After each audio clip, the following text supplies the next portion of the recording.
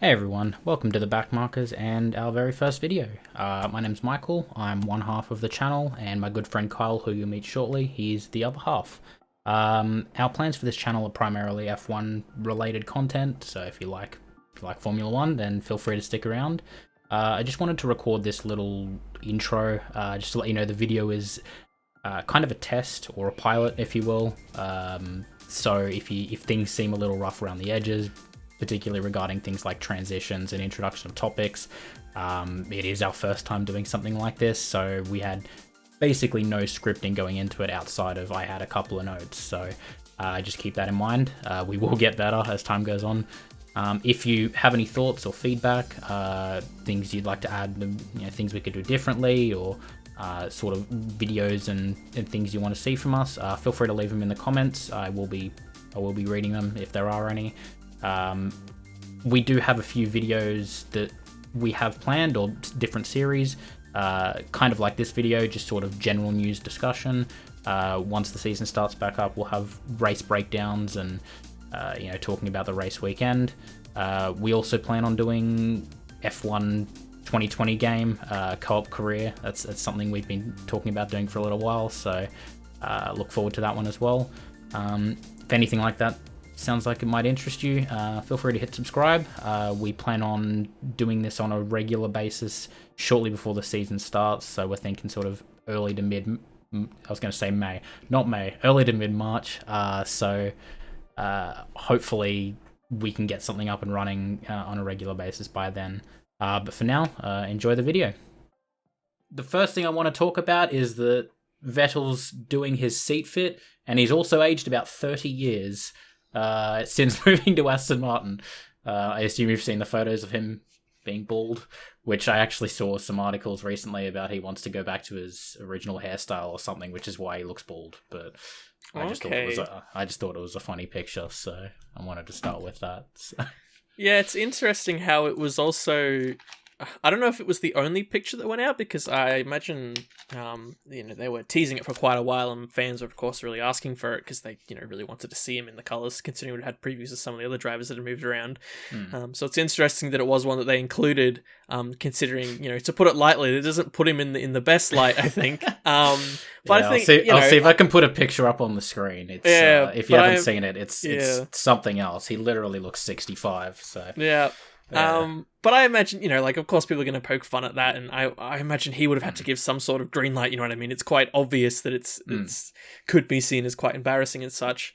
But otherwise, I think he'd just take it on the chin, maybe have a laugh about it. It is Seb after all, and I imagine maybe sometime in a press conference someone might dig it up and people have a laugh about it. But certainly it's still good to see, him in the new colours, and to start thinking about. Which I don't think we've actually seen him in the full suit. We saw him in the weird green pajamas or whatever it was coming out of the car, which was a bit weird, but I guess they don't want to actually tease the full suit yet, obviously. Yes.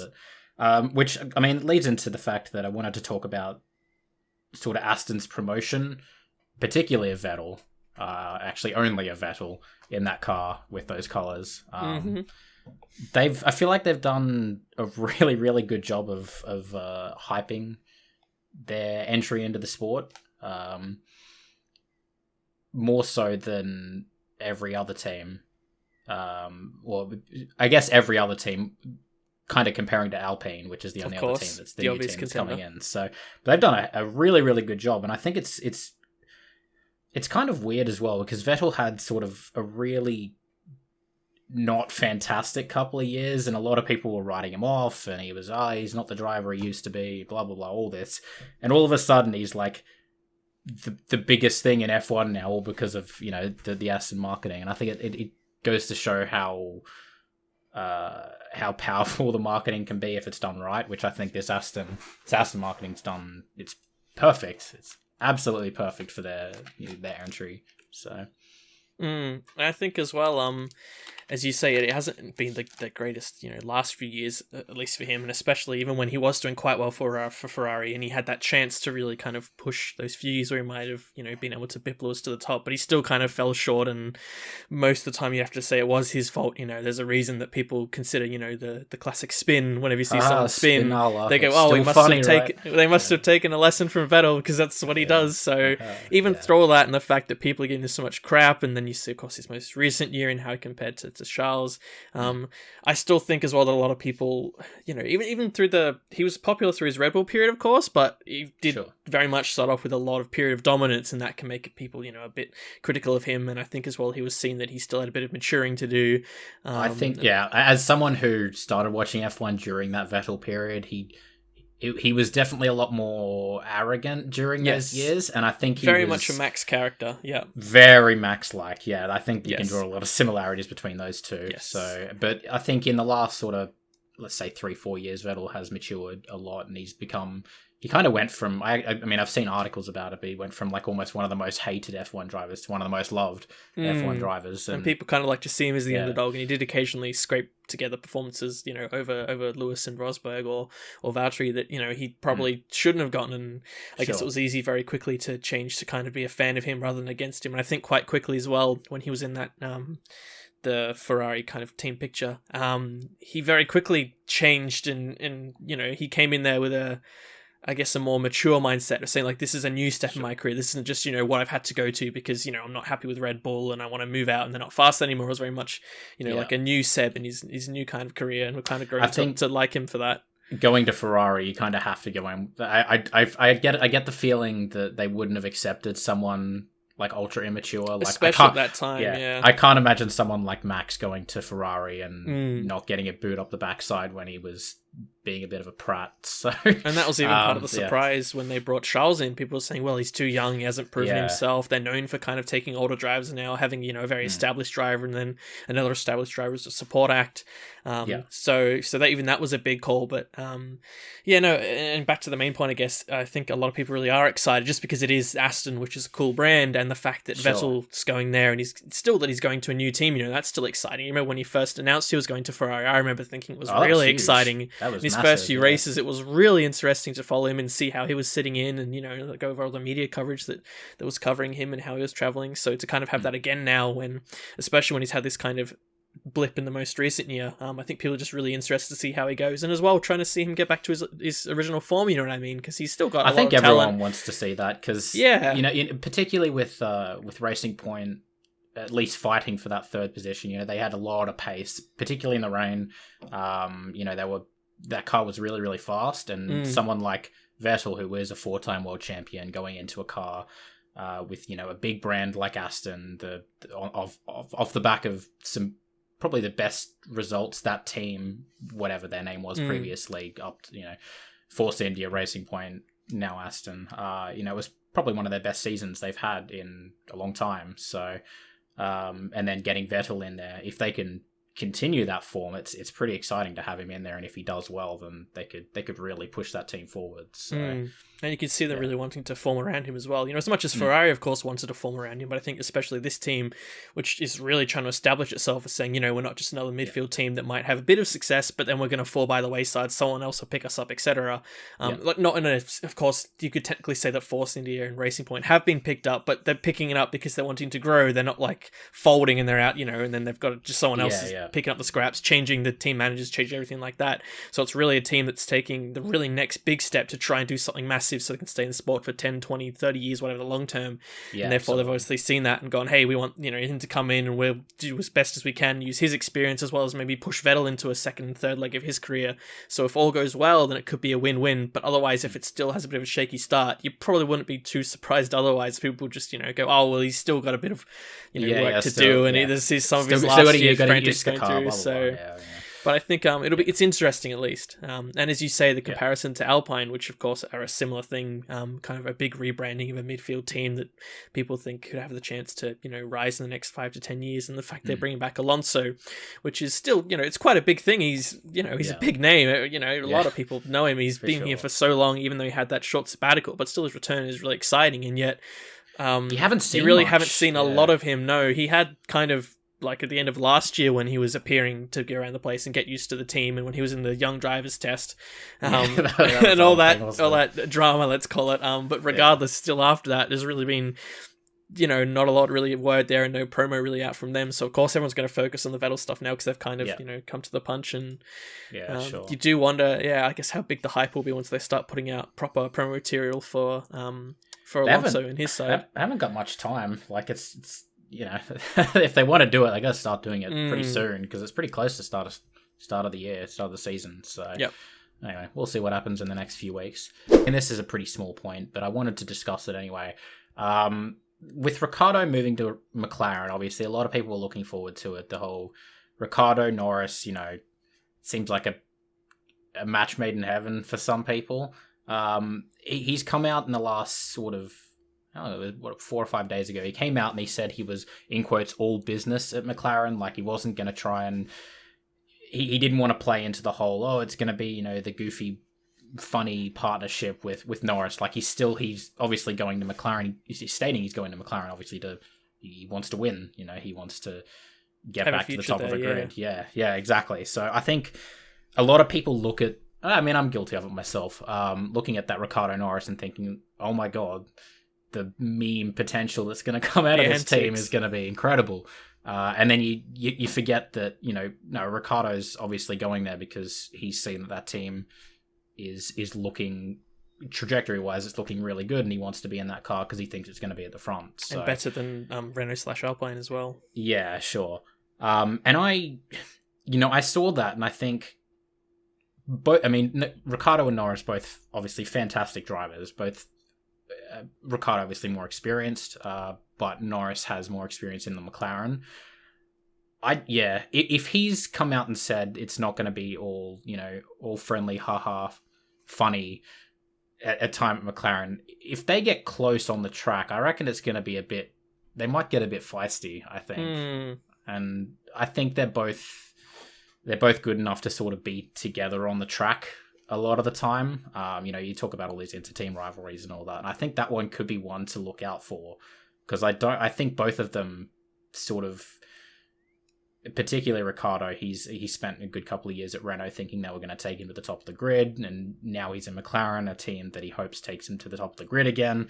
He's probably going to really want to take that car, really push it, and we know that Norris really pushes the car as well, so there might be a little bit of a sort of inter-team scrap there. Hopefully it doesn't get to the point where it's Hamilton Rosberg an issue or something. But, it needs to be majorly discussed. But yeah, it could be one to watch out for in the next year. So I just got that all just from that comment. I figured he was probably going to be a bit more feisty than people think he might be. So and I think as well, I think part of the tension might not necessarily come because Ricciardo's coming to the team. I think if the lineup had stayed the same there for this year, I still think there might have been a bit more tension, because I think although Norris has kind of cemented himself into the team now, he still was kind of just the number 2 a bit behind.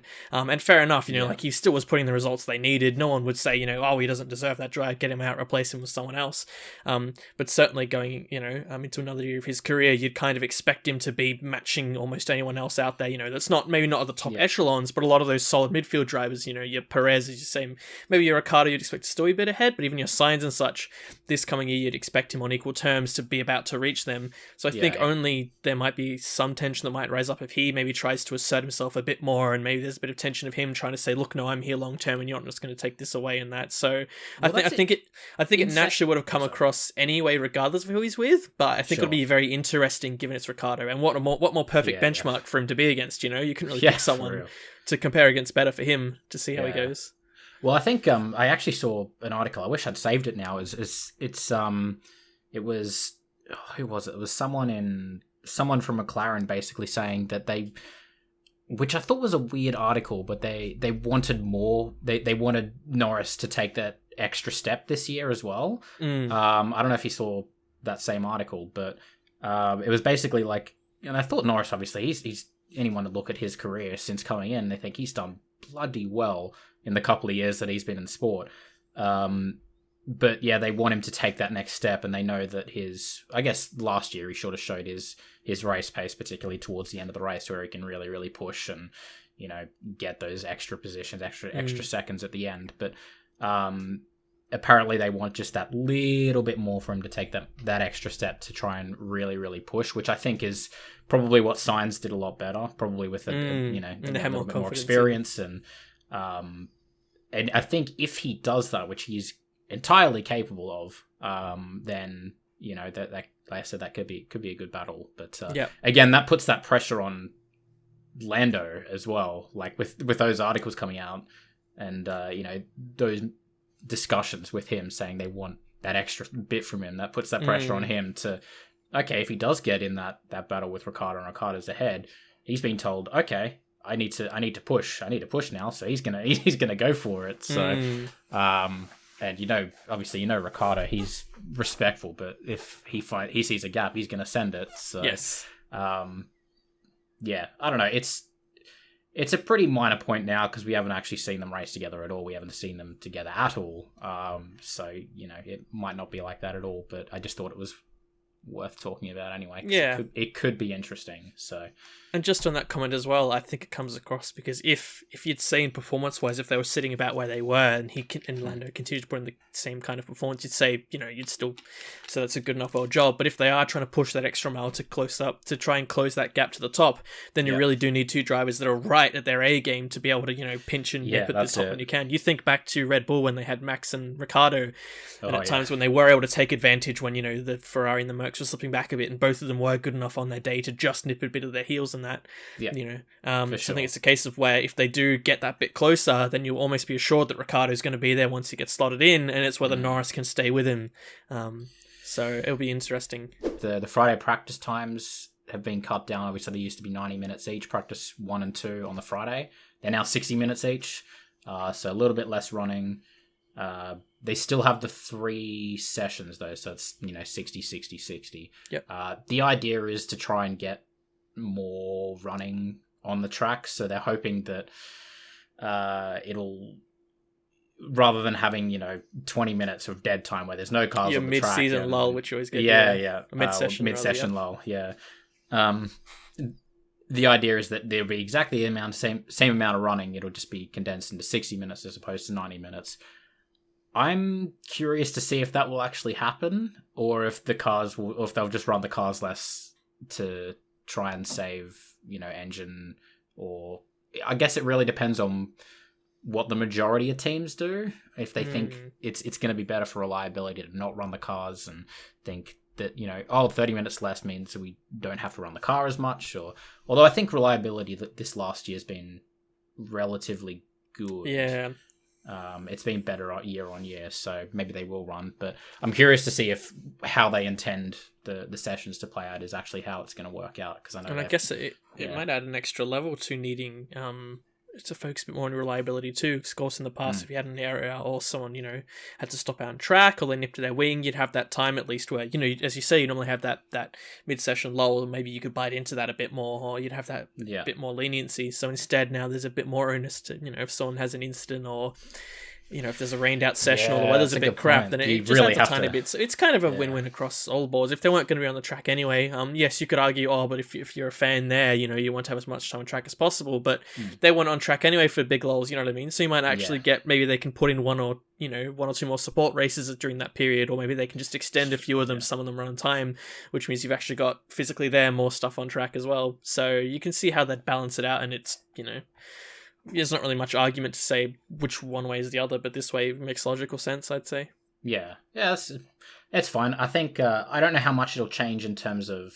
I think I say a lot of people. I've seen some comments say that obviously the less running in practice means it's more unpredictable in the race, and I think 180 minutes of practice in the qualifying session, I think they're going to have enough time to get the cars ready. I don't think mainly that's going to change that. Mainly for those other variables, as I said before, yeah. Yeah, and we discussed in the recording that shall not be mentioned. The recording that didn't. Yeah, the recording that never happened. About, maybe on shortened weekends, if they do the 3-day weekends where, they have the one practice session, that would actually kind of like they did at Imola last year, that would actually change, that would actually make that big a bit changes, harder. yeah. So, but I still imagine having the that's also 3 something- sessions is Yep. I imagine that's something else they don't want to just shoehorn in, though. They're probably taking this is kind of the first step towards that, I imagine, and that might be part of a broader plan. Or maybe when they actually have running outside of COVID, then they might try integrate that more maybe into next year's calendar or later this year. We'll have to see. Probably the biggest news to come out of the last week is the resurfacing, which I thought the resurfacing of Albert Park. I'll mention that. I thought at first it was just like, oh, okay, they're just resurfacing because the track's bumpy or whatever. But they're actually doing quite a lot. Like, I read into the article, and they're making possibly some really, really big changes to the track, which is supposed to come, I guess, for next year because of the new cars and the new regulations. But while they are resurfacing the track to make it more abrasive, again, because the new tires are coming in next year, it's to try and match those. They're looking at even altering the actual track layout itself, which I think was really, really interesting. Yeah, new track surface, more abrasive to promote increased tire wear, which, I guess at the moment, it's really the only strategy that F1 has is tire wear. It seem like every race is always like, we hope the tires wear because that's all we've got. It's either that or DRS, and DRS is, that only works at very certain tracks with really, really long It either straights, overworks or underworks. It's very exactly. rarely in the Goldilocks zone. What else have we got there? Yeah, they're also removing bumps in several of the corners. Blah blah blah blah. That doesn't really matter.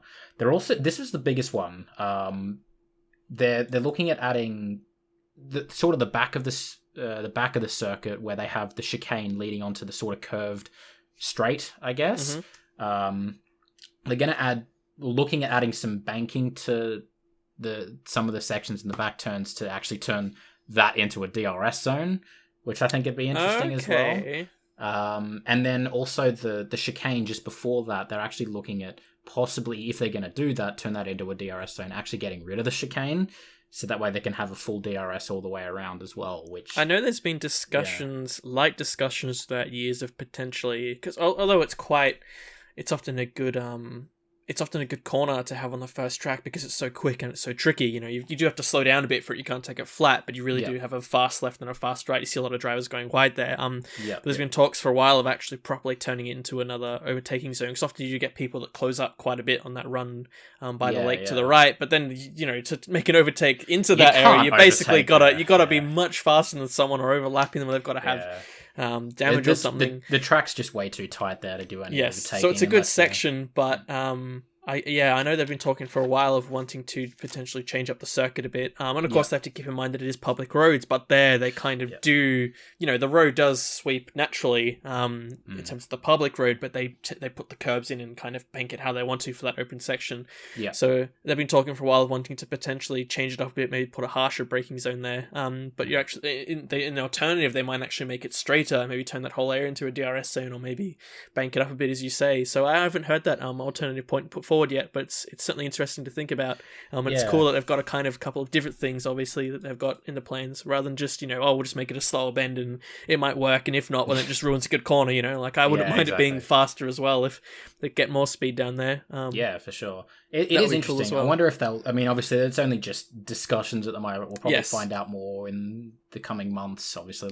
If they're going to do it this year before this year's Australian Grand Prix, it has to be done sort of in the next. They have to have some sort of plan within the next couple of months. And they have to sign it off and such, Yeah, so we'll probably find out sooner rather than later, but it'll be interesting what they actually decide to go with. The only other thing I can see is that the preliminary stuff they have done is all about camber adjustments, so they're just sort of messing with the camber of corners to quote, reward brave driving and good driving and penalize poor driving. So I don't know enough about camber. You probably know a little bit more about how that affects cars on the track, but if it does that, if it rewards brave driving and penalizes poor driving, then that's fine. We're all for it. Yeah, exactly. And Australian Grand Prix hasn't been. It's been a decent Grand Prix. I think it's not been an Abu Dhabi or a Sochi or anything like that. But it's also not like your German Grand Prix or your British Grand Prix where there's a little bit more happening. It's sort of a middle of the road one, which I think they want to try and get it to that really exciting season opener kind of thing. By just reading this article, that sounds like what they're going for. They want it to be a really, really, really good, high octane, lots of overtaking, lots of on track battles and all this, high tire wear.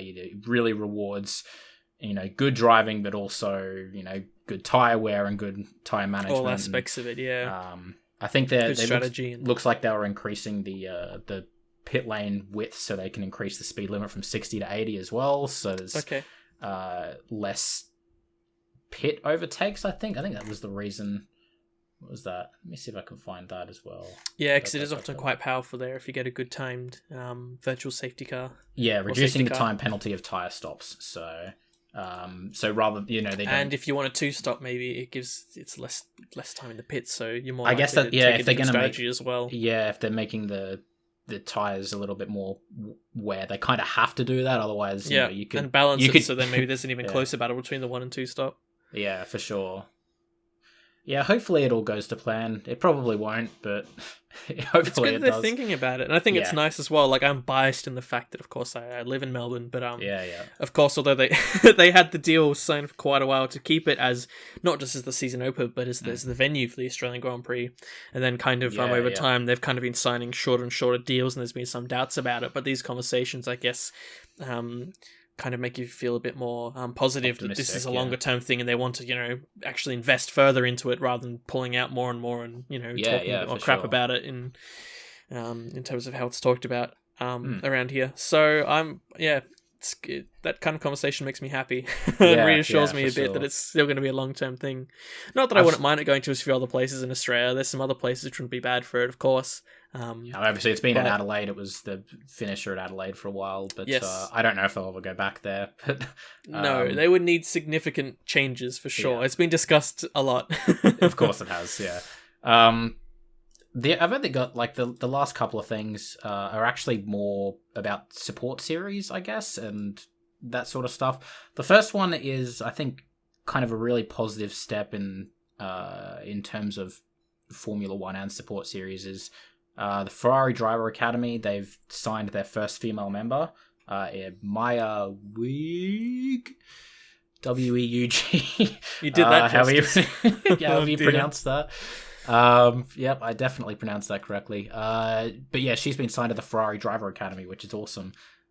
She's very young. As far as I can tell, I think she was going into some sort of Formula 4 for this year, so it's still obviously very, very early days, but positive signs that she's been signed to Ferrari, so it looks like they're looking to invest in young female drivers as well, and hopefully she can make her way up to Formula 1, because it's been a while since we've seen really any female drivers in Formula 1. I actually had to look it up, and the last one was which you might not even remember, was Susie Wolf did some practice sessions for Williams about 6 years ago, I think 5 or 6 years ago, and then before then I think it's been 26 or 27 years since there's actually been a female drive a race. I know that F1, I know that Alpha/Sauber had Tatiana Calderon, but I don't. That's right, they did recall if they did any free practice sessions with her. Calderon.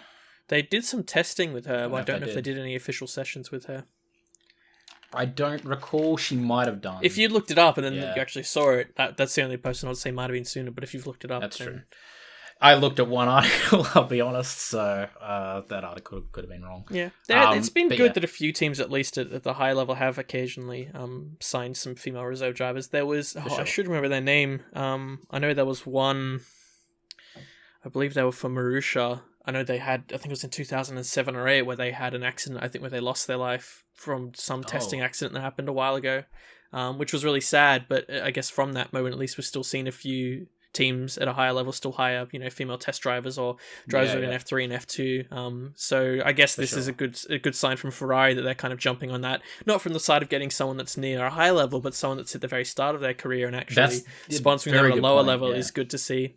Yeah. They're actually looking to not waiting for them to make their own way and then, they're really good, we'll will take them rather than, actually building them from a young age like they do, a lot of their other drivers. So very, very promising. Obviously, Ferrari have a pretty vast academy. Like, you look through their driver academy at the moment, they've got that many drivers through the supports, through the like F2 and F3 and lower. But and then, when you go down to F4 level, there's kind of all sorts of different drivers at different levels, and I think even drive almost every week you see a driver either coming on or dropping off, or for various different reasons. And well, it'll be interesting to see anyway. That'll obviously hopefully eventuate into possibly more academies looking at female drivers, and hopefully in the next few years she'll make her way through F3, F2, and maybe we'll see her in F1. Who knows? Yeah. Probably the big news today was Juan Manuel Correa. Obviously, he was in the big accident with Antoine Hubert up at Spa in 2019, it would have been.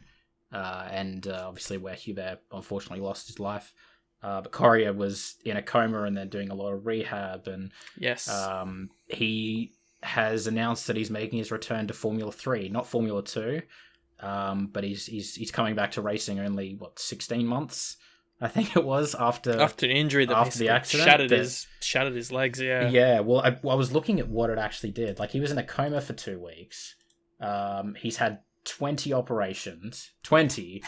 Yeah, he had severe injuries to his lungs, spine, and legs. Like, his spine. Yeah, severe injuries to his spine.